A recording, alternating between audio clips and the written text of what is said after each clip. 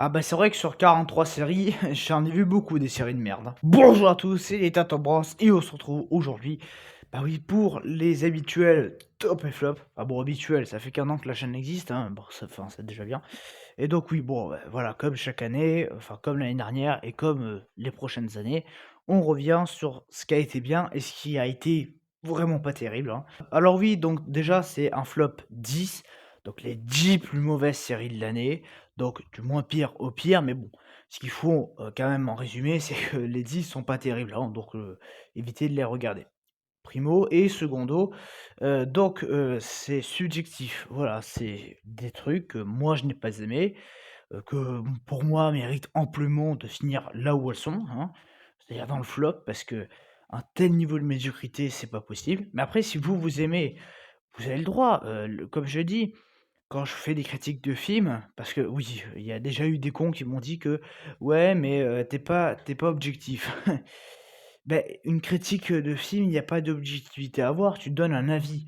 Et donc effectivement, on va démarrer donc par la 10e position et effectivement, j'étais obligé de mettre votre fidèle serviteur Spider-Man.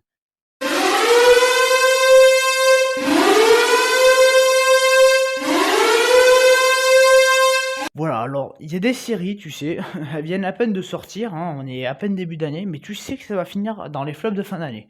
Parce que c'est d'un tel niveau de médiocrité, enfin, c'est un truc de fou. Et bon, bah effectivement, hein, Spider-Man, donc sorti fin janvier, hein, sur cette super plateforme qui est Disney+, hein. Non, évidemment, tout ça, c'était ironique, hein, Disney+, super plateforme. Non mais, vous vous foutez de ma gueule. Non mais bon, bref. Donc, série qui déjà d'un point de vue, scénario ne raconte pas grand-chose, hein. Bah oui, parce que faire des séries qui racontent des choses maintenant c'est un peu, hein, ça existe plus ça. Non mais bon voilà, on préfère raconter des choses dont on a rien à foutre quoi.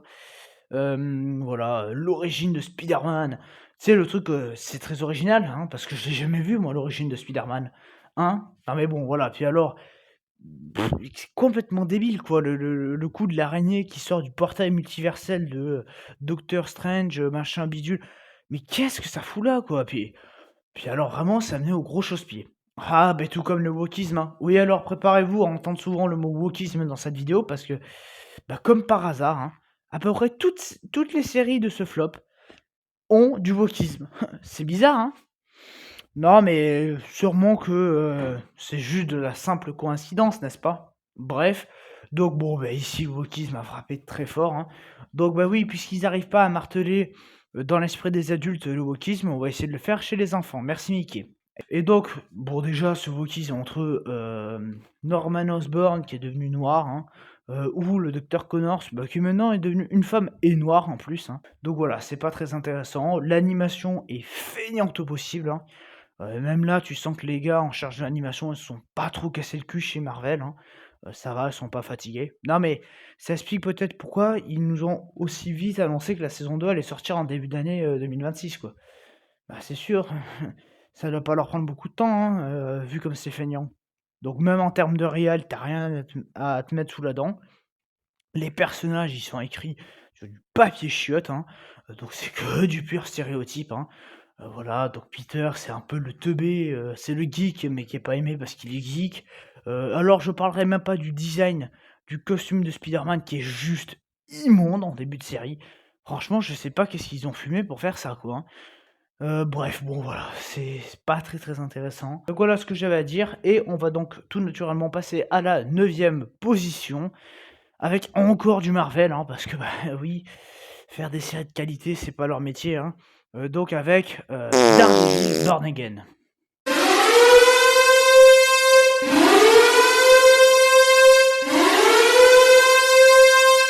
Déjà, on nous vend un show violent, alors il y a pas de violence. Alors oui, je demande pas un truc à la Tarantino, mais quand on te vend un truc, où il y a du sang et que le seul moment sur 9 putains d'épisodes d'1 heure, donc sur 9 heures de show, tu as à peine 2 minutes où il y a du sang quand Fisk il écrase une tête entre 2 mains.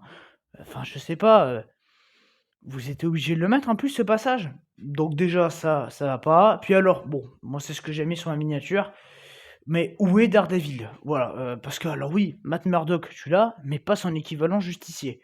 Daredevil, hop, des pop. Voilà, tu sais pas où qu'il est, hein, sûrement dans un trou noir scénaristique, hein, j'ai pas d'autre solution. Donc au début, la première scène pourtant, un langette, voilà, un plan séquence. Au début, je me suis dit: «Ah, j'avais peut-être mal jugé» parce qu'en termes de jeu d'acteur aussi, enfin, c'est catastrophique. Moi, Donofrio, je l'aime bien cet acteur, mais vraiment depuis quelques années. Mais là, franchement, entre Jurassic World et jouer le caïd dans des séries pétées chez Marvel, oh pauvre gars, quoi. Non, mais en plus, le caïd jouait bien dans la série Netflix, mais là, on n'est pas sur Netflix. Alors en plus, donc série qui se veut nouveau, mais pas nouveau. Voilà, donc c'est à la fois la suite de ce qu'il y a sur Netflix, mais en fait, non. Enfin, je sais pas, vous pouvez pas vous décider 2 minutes, quoi. Et alors bon, le fanservice, enfin, bon, «fanservice» entre guillemets parce que je vois pas qui est fan de Miss Marvel, mais bon bref. Donc voilà, on te fout donc le papa de Miss Marvel, hein, enfin de Kamala Khan, voilà, donc il est là dans un épisode, tu toute une intrigue, claquée au sol, juste pour qu'ils disent: «Ma fille est une héroïne». Non mais enfin je sais pas, vous êtes tellement paresseux que enfin, vous savez tellement plus qui mettre pour faire du fanservice que vous mettez même les parents des héros claqués au sol. Enfin, je sais pas, Daredevil, c'est un méchant de qui à la base? Enfin, Daredevil, c'est qui à la base? Il est des fois contre qui? Il est contre du Spider-Man, contre du Deadpool. Je sais pas, vous avez Deadpool, vous aurez je pense que Ryan Reynolds, même si apparemment il est un petit peu con quand il s'agit de se battre, contre Robert Downey Jr. sur un tournage à 1 milliard de dollars, s'il vous plaît, hein. Mais bon, je pense qu'il aura accepté de revenir jouer Deadpool et se battre contre du Daredevil. Enfin, je sais pas. Donc série qui raconte pas grand-chose, avec une photographie dégueulasse, des fonds verts, tu vois, à des kilomètres. Les, passages où tu as, Daredevil qui saute de toit en toit, c'est dégueulasse, tu y crois pas 2 minutes. Et donc en huitième position, on quitte un peu Disney puisqu'on va chez Netflix avec Fubart saison 2.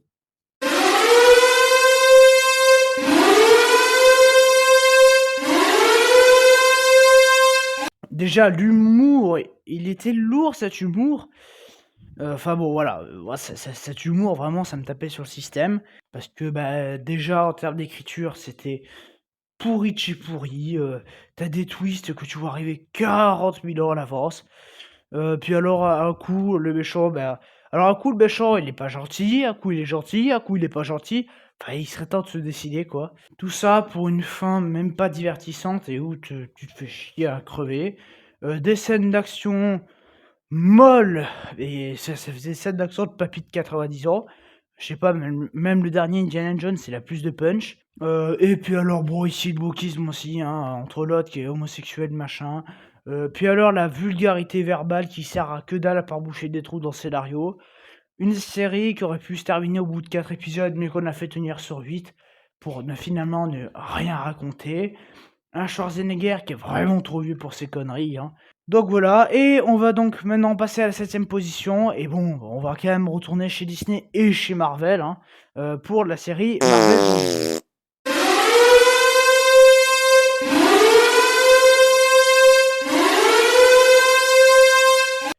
Donc voilà, ça racontait pas grand-chose. En fait, ce Marvel Zombies, là où Eyes of Wakanda se suffit à lui-même et te laisse une fin ouverte, afin que tu fasses le lien avec, par exemple, le film Black Panther, bah, ici Marvel Zombies, alors moi, c'est pas qu'il fasse le lien avec quelque chose parce qu'effectivement il y a rien, mais ne se suffit pas lui-même. C'est-à-dire que quand j'ai lancé la série, j'avais l'impression d'avoir loupé, bah, tu sais, d'avoir loupé, en fait, la saison 1 presque, alors qu'on est dans la saison 1.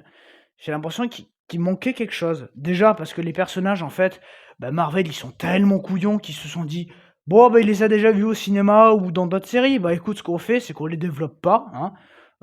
Comme ça, au moins, ça le spectateur, bon, il va se taper toutes les autres séries à la con, les autres films et des trucs comme ça, pour comprendre le développement des personnages. Mais comme ça, on se fatigue pas et on continue immédiatement». Je trouvais ça débile. En plus, l'histoire, enfin, il y a pas de début à l'histoire, c'est-à-dire que là, ils auraient une carte à jouer. Parce que nous, qu'est-ce qu'on veut comme Avengers? Heu, on veut revoir du Tony Stark, on veut revoir du Captain America, enfin du Steve Rogers. Et le mec ici, ils sont tellement intelligents qu'ils te proposent en héros de la série Ironheart, que tu peux pas te blairer, que tu as envie de enfin que tu as envie de lui casser la gueule, Kate Bishop dont tu en as rien à foutre et Miss Marvel qui te tape sur le système. Non mais c'est sympa dites-moi. Donc déjà ça, Et après donc vous allez me faire croire que sur toute l'apocalypse qu'il y a eu alors bon, qu'il y ait Shang-Chi à la rigueur, je veux bien. Moi j'aime bien Shang-Chi, je sais qu'il y en a beaucoup qui l'aiment et à la rigueur, lui ça passe, c'est le seul que tu te dis: «Oui, il a pu survivre» et en plus c'est expliqué le pourquoi lui. Et puis alors cette fin ouverte, qui contredit ce qui s'est passé en début de série, donc tu comprends pas tout. Donc voilà, pour, Marvel Zombies pardon, qui était vraiment pas terrible. On va maintenant passer à la sixième place avec encore du Netflix, hein, puisqu'ils nous ont proposé The Witcher saison 4.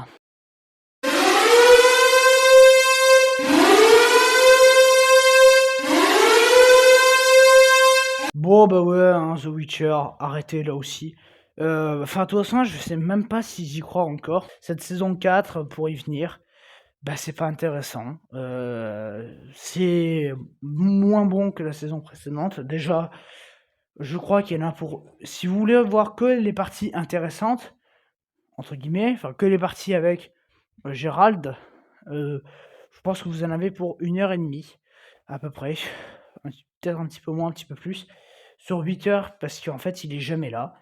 C'est tout le temps le clan des gonzesses à la con là, enfin, le clan des woks, hein, comme je les appelle. Donc avec des clés à molette, hein, ah non, enfin, je sais pas, c'est plus des hommes, c'est plus des femmes, donc moi j'appelle ça des clés à molette, hein. Voilà, avec des tensions lesbiennes, qui te font chier, des galettes bretonnes, hein. Non mais enfin, sans déconner, ça sert à quoi ça? À part marteler une idéologie, donc puis je vous rappelle que c'est Netflix, hein, qui se bat pour avoir Warner, hein, je vous rappelle, hein.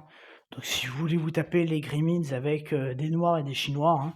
Non mais j'ai rien contre eux, mais contre ces personnes-là, mais ce qu'il y a, c'est qu'en voulant faire de l'inclusivité, ils en deviennent racistes. Donc c'est complètement con.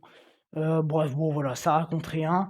Les 2 seules scènes qui me restent en tête, c'est, celle où, Gérald, il va dans une ferme et qu'il bute, des mecs là, parce qu'il y a une femme qui allait se faire violer et celle de fin où il se bat contre un ogre là, sur un pont ou je sais pas quoi. Voilà, qui était un minimum intéressant. C'est les 2 meilleures scènes. Après le reste, d'un point de vue effet numérique, tu vois les fonds verts, les CGI ils bavent de partout, c'est dégueulasse. Les costumes sont d'une laideur absolue.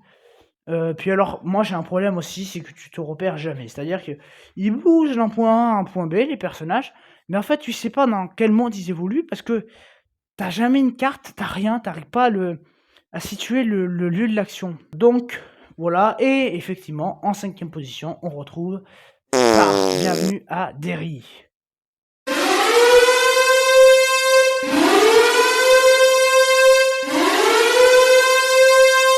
Voilà, j'ai pas grand-chose à spécifier, à part que c'est de la merde. Enfin non, mais je suis désolé de dire ça, hein, mais je sais pas qu'est-ce que je peux dire, quoi. C'est d'une nullité, donc entre les CGI qui bavent de partout, mais c'est dégueulasse.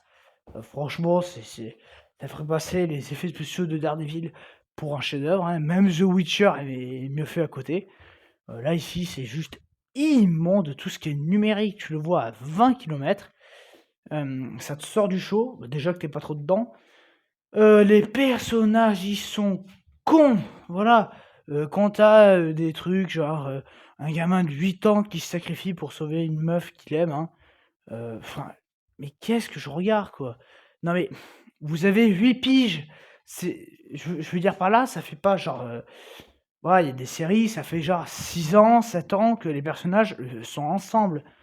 Donc, qui se sacrifient pour sauver leur amoureux ou leur amoureuse, oui, parce que ça fait plusieurs années que vous êtes ensemble. Là, ils se sont mis ensemble il y a 2 jours, tu sais, et le gosse, il est mort pour sauver une meuf qu'il connaît que depuis 2 jours. Enfin, il l'avait vu avant, mais ils sont ensemble que depuis 2 jours, le mec il se sacrifie, mais tu crois quoi? Qu'elle va se souvenir de toi à la fin? Mais il est con lui! Ce qu'il y a, c'est que déjà ça veut essayer de copier Stranger Things, mais ça sait pas le copier, donc c'est plutôt Stranger Wish à ce niveau-là, qui pondent pas des dialogues, dignes, de d'un film de merde, hein. Donc voilà, quand tu as une gamine de, 6 ans qui t'explique presque un truc qu'un physicien de 50 ans peut toujours pas t'expliquer, ça va, hein, on se fout pas trop de notre gueule, hein. Il y a aucune cohérence d'ensemble, c'est un bordel sans nom, ça joue mal en plus, mais vraiment c'est horrible. Les fonds verts aussi, la tour avec des fonds verts immondes, hein. Des twists à 2,50 € et on va donc passer à la 4e position et bon, on reste encore chez HBO et les suites, adaptations, je sais pas quoi, pas terrible, hein, puisqu'on va parler de The Last of Us saison 2.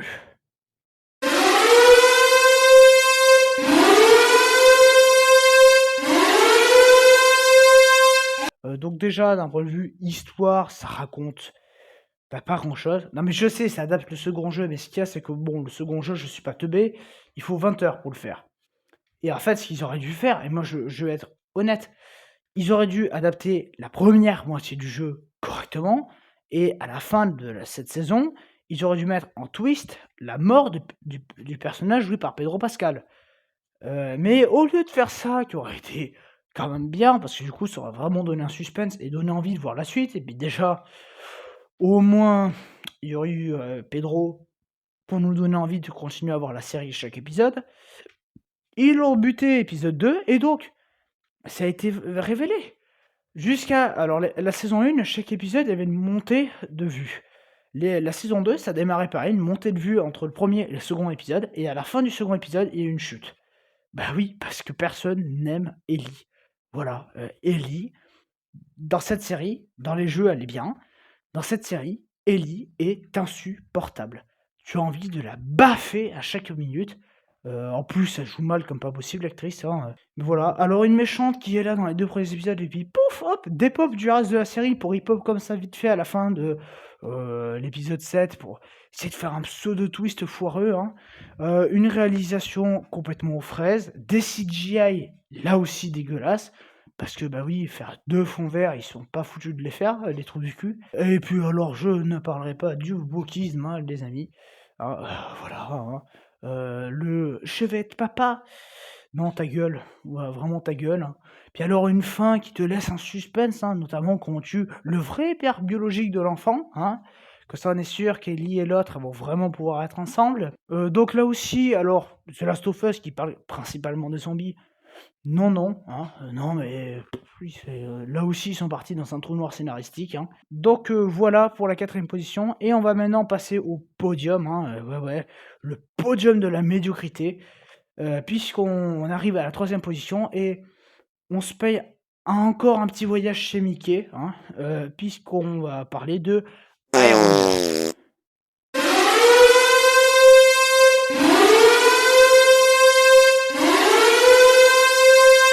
Mais voilà, hein, Ironheart, c'est une catastrophe. Ça ne raconte rien. Alors bon, déjà, ça te prend Riri Williams. Donc ici, le personnage est, insupportable. Donc c'est une série en 6 épisodes qu'on a quand même découpé en 2 fois 3 épisodes. Série que même les plus grands fans de Marvel, les fans hardcore n'ont pas aimé. Même eux l'ont détesté, pour vous dire le niveau d'écriture du bousin, tu sais. Alors, je vous passe les passages qui, en fait, sont tournés dans le noir, donc tu vois rien. Ouais, c'est un nouveau concept, tourner dans le noir. Donc même les stores baissés à fond, tu vois que dalle, tu sais. Bref, je vous passe sur les facilités scénaristiques et problèmes de cohérence, sur le fait que l'autre, là, la Riri Williams, en plus d'avoir envie de la baffer, l'autre, elle dit que Tony Stark, c'était de la merde et qu'elle, elle est mieux que Tony Stark. Non mais elle veut vraiment qu'on l'étouffe en fait, elle veut qu'on l'étrangle avec une corde, hein, c'est pas possible, hein. Les effets numériques, ils sont juste immondes, hein, vraiment tu te demandes comment c'est possible de proposer un tel, vomi visuel, hein. Des personnages d'une débilité, affligeante, un méchant qu'on essaie de te vendre, enfin un méchant dont tu as capté dès les 2 premières minutes que ça sera lui l'enfoiré du bousin. Mais non, non, hein, il est gentil au début. Puis non, mais c'est d'un seul coup qu'il devient méchant parce que voilà, hein, enfin non, mais j'ai pas d'autre solution, et pas d'autre non plus d'explication, donc voilà, encore un truc pas bien terrible, hein, qu'on a quand même, sorti parce que, bah, oui, hein, déjà parce que ça fait longtemps que Marvel l'avait dans les tuyaux cette série de merde, et puis c'est ça qui a fait la conclusion de la phase 5. Mais alors, le pire, ah oui, j'avais oublié la fin d'un épisode là, où t'as l'impression d'être dans Food Irene avec Jim Carrey, hein. Tu sais, quand tu l'autre là, l'acteur qui jouait dans Solo, Star Wars Story là, et que le mec, il est énervé parce que la voisine, elle fait chier son chien, sur son jardin, et que le mec, tu le vois partir aller chier, dans le jardin de la voisine, mais tu te dis: «Mais c'est ça? Mais qu'est-ce que je regarde là?» Sans déconner. Puis alors, je vous passerai aussi le fait que, bah, oui, l'autre elle est surpris parce qu'il y a son ami qui est décédé qui est là, hein, et donc l'autre, elle veut quand même, à tout prix sauver son amie, alors que son amie, elle est morte, c'est un hologramme et elle sait très bien, mais la meuf, elle veut quand même sauver son amie. Voilà et donc on va passer à la seconde position et ouais, déjà, on est presque à la fin, donc là, on est vraiment juste en dessous du gros caca de l'année et on va rester dans le thème des super-héros puisqu'on va parler de Peacemaker saison 2.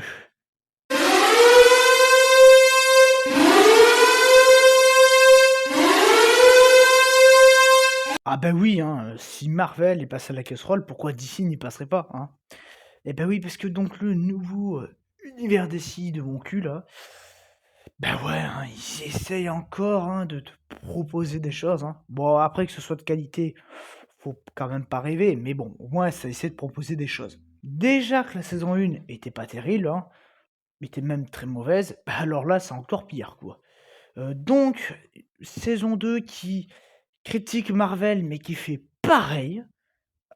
Savoir parler de multivers, tout connecter sans cohérence, avec un Peacemaker qui de temps en temps essaye, hein, John Cena, il essaie d'insuffler de l'émotion à son personnage, mais bon, l'émotion ici, bah, ça dégage au profit de blagues, vraiment à la Gunn, hein. Oui, parce que Gunn a scénarisé et écrit le bordel, hein. Donc scénarisé et écrit, non, a scénarisé et réalisé, je voulais dire.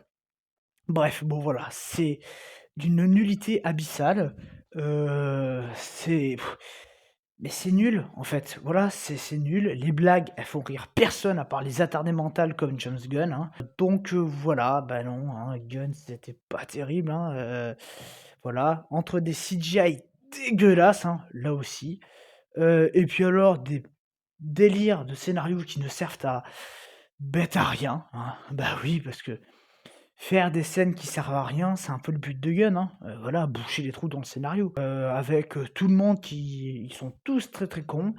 Même les bonnes idées, par exemple, le fait que dans une autre dimension, par exemple, les nazis ont gagné et sont devenus les maîtres du monde, ils auraient pu plus l'exploiter, mais en fait, c'est ils l'exploitent autour de 2 vannes et en 20 minutes, hop, hop, c'est parti, c'est bon, on passe à la suite, quoi. Mais non, ça marche pas comme ça. Puis alors, ce délire multiversel, c'est écrit par un gamin de 2 ans. Ah non, pardon, c'est écrit par Gunn, mais les personnages, ils sont cons comme leurs pieds, c'est pas possible. Voilà, avec des héros qui, en fait, sont juste des idiots, voilà. Puis alors, et vas-y que je te fais des liens avec Superman, et vas-y qu'on te colle Lex Luthor, et vas-y qu'on te fout Godfrey Muraille, pardon, Green Lantern, hein. Non, mais c'est vrai que je sais plus au bout d'un moment. Voilà, et vas-y qu'on te fout tous ces troufions du cul, tout ça dans une blague, de l'autre qui bouffe des pop-corn parce qu'elle a un gros cul, enfin il y a aucun rapport, voilà. Des blagues qui font que parler du zizi, hein, parce que, oh là là, c'est rigolo, hein. Non mais, qu'on fasse des petits sous-entendus, moi j'aime bien par exemple la bande à Fifi pour ça, ou encore Y a-t-il un flic pour sauver le monde? Mais c'est parce que c'est subtil et parce que c'est bien écrit. Toi, Gunn, tu pas ça. Gunn, il a pas ce talent d'écriture. Pour Gunn, il t'écrit des personnages, mais qui sont teubés, qui désamorcent toute situation qui aurait pu être intéressante par des blagues sous la ceinture, parce que, oh, écrire un scénario, c'est trop compliqué, hein. Enfin bon, voilà, donc une série qui, en fait, une saison 2 qui a servi à rien. Voilà, pour Peacemaker saison 2, hein. Et donc, on va passer à la pire série de l'année, voilà. Et qui sera l'heureux élu, hein? Beh oui, j'étais obligé de mettre Agent Earth.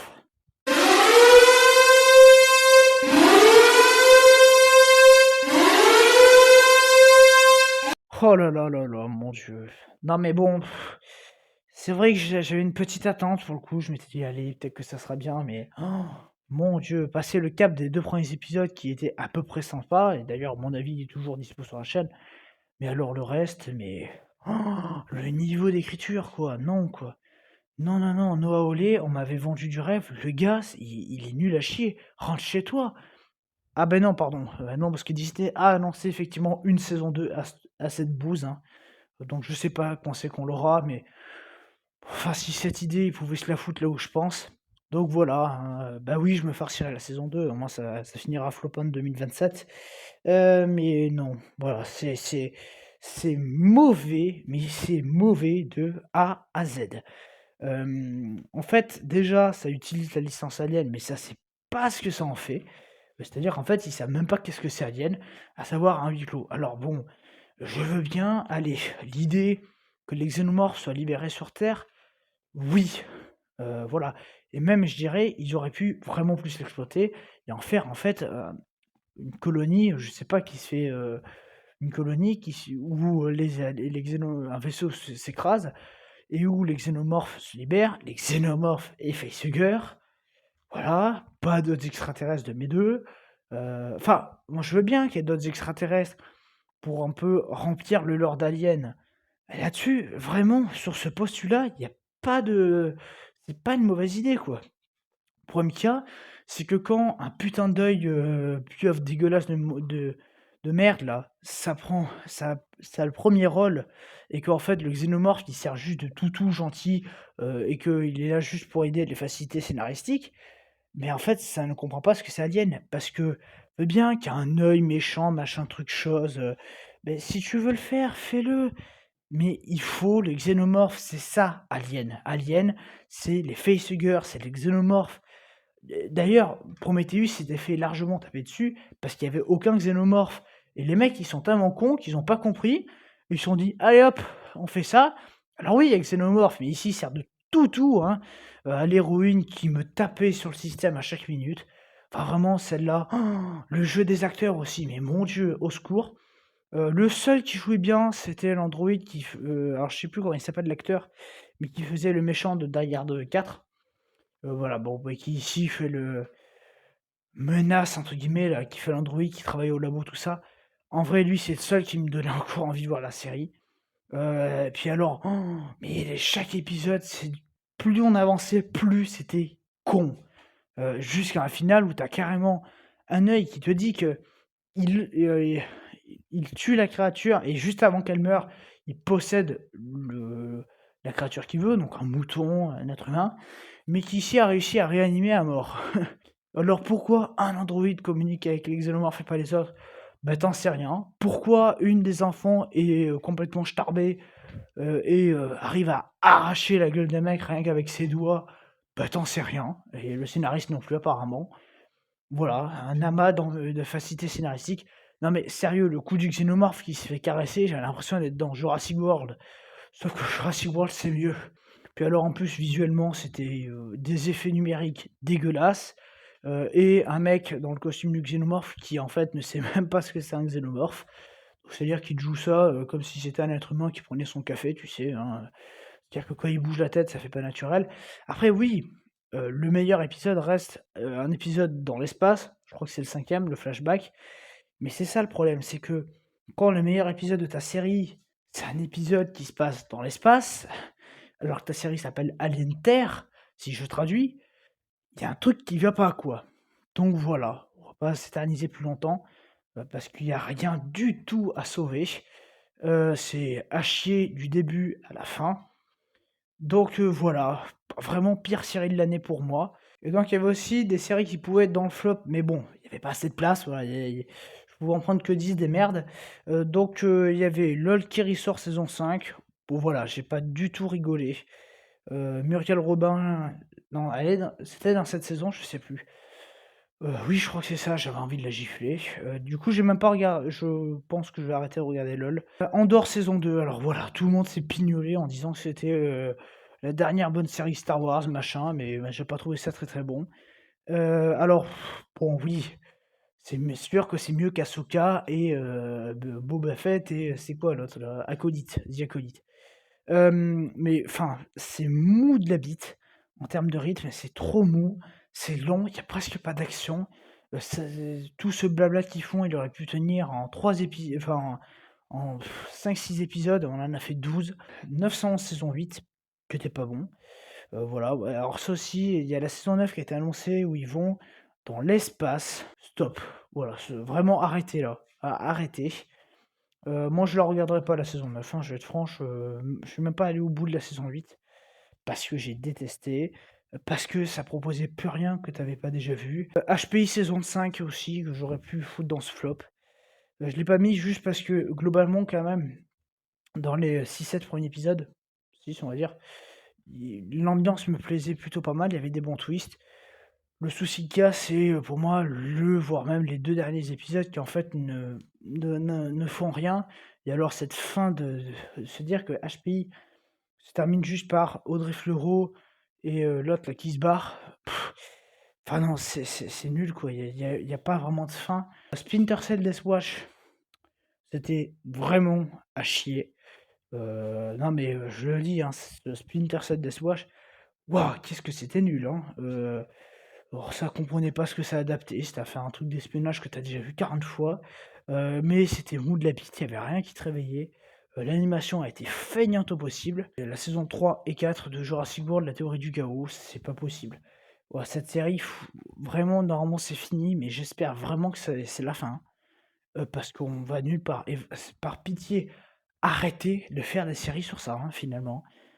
C'était bien la colonie du Crétacé, Théorie du chaos saison 1, à la rigueur. La 2, ça commençait à décliner, mais alors la 3 et la 4, je pourrais pas dire laquelle est pire que l'autre, hein.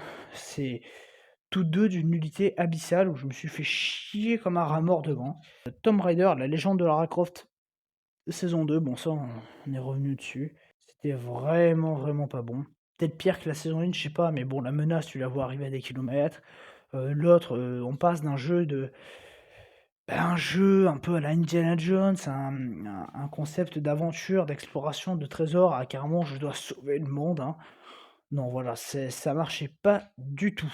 Et alors, il y a aussi les autres séries pas terribles, mais qui, bon, il y a pas grand-chose à dire dessus. Donc il y a à l'Aube de l'Amérique, que j'ai pas aimé. Il y a le remake américain de HP, donc c'est High Potential, qui était pas terrible. Paradise, auquel je ne visionnerai pas la saison 2 qui sort l'année prochaine, parce que je me suis fait chier devant et je sais même pas si je l'ai terminé. Cassandra, là, c'était le truc avec Lydia, on m'avait dit que c'était génial. C'était mauvais, il y avait aucune tension. Invincible saison 3, bon, enfin, moi j'ai jamais accroché. Donc oui, me posez pas non plus de questions concernant une saison 4 et j'en passe, je ne regarderai pas. Et me posez pas de questions sur The Boys saison 5 que je regarderai pas non plus. C'est des trucs que j'accroche pas, je pense vraiment arrêter. Et gagné ou perdu, donc la deuxième série Pixar, enfin la première série Pixar de l'année, et la seule d'ailleurs, bon, enfin c'était à chier, voilà, c'est un vice versa de Wish. Déjà que vice versa c'est pas terrible. Guépard, la série italienne sur Netflix qui était pas terrible. Roi Loup, La Roue du Temps saison 3 qui était vraiment pas terrible, entre les CGI dégueulasses et l'écriture qui faisait pitié. Black Mirror saison 7, voilà, je pense qu'il est temps d'arrêter. Star Wars Vision saison 3, parce que ça proposait pas grand chose de terrible. Donc voilà, pour les flops séries de cette année. Donc n'hésitez pas à faire le vôtre en commentaire, vos 10 plus mauvaises séries de l'année. Et abonnez-vous, partagez la vidéo, laissez un like. Et donc moi je vous dis à très bientôt pour le top série. Allez, ciao!